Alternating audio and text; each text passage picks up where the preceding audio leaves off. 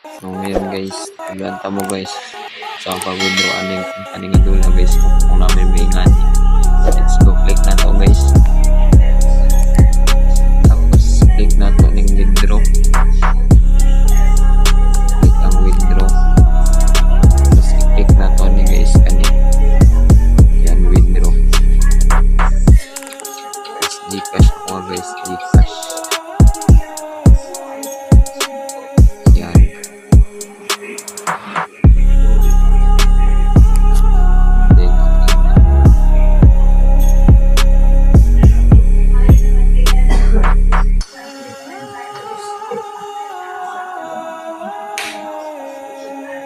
Muna guys ang account.